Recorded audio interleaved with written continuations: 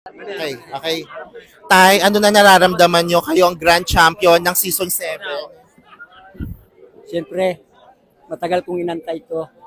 55 years old na po ako ngayon.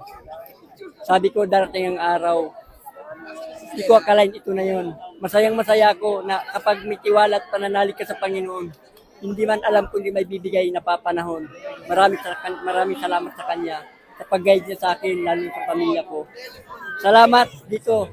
Hindi galing sa akin to, kundi sa mga taong nagmahal sa akin. Mahal ko rin kayo. Talagang sobrang pagmamahal sa inyo talaga. Salamat sa tiwala.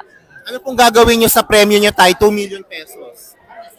Inaamin ko po, lubog ako sa utang.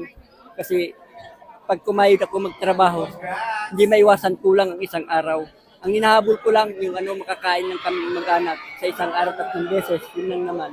Pero ito nung dumating to, sobra na to sobra na. Talagang ako'y nagagalak, tuwang-tuwa ako sa Panginoon.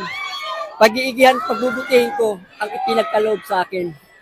Tay, paano binago ng PGT at ng pagkapanalo nyo ang buhay nyo ngayon?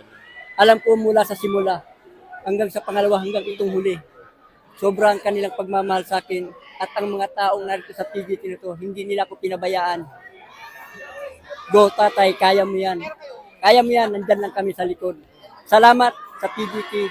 Maraming salamat talaga. Sabi ni Catherine, handa ka na bang umikot sa buong mundo para ipakita ang talento mo? Grabe yun. Hindi ako makapaniwala sa sinabi niya parang kakaiba. Hindi ko maintindihan kung bakit. Ramdam ko na yung sobrang galak na talagang totoo na ba to? Ma'am, maraming salamat sa iyo. Yun na lang talagang pinanghawakan ko. Makapasok lang talaga ako sa 3, okay lang. Pero ito, hindi ko akalain. Salamat po talaga sa inyo, Ma'am Kat. Maraming. Mensahe nyo po sa mga kapamilya, kapatid na bumoto sa inyo ngayong PGT.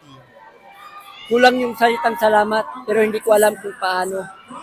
Pero ito na yung nakagawian, kundi parating ko talaga sa inyo. Maraming salamat talaga ng abot-abot ng aking puso sa inyong lahat.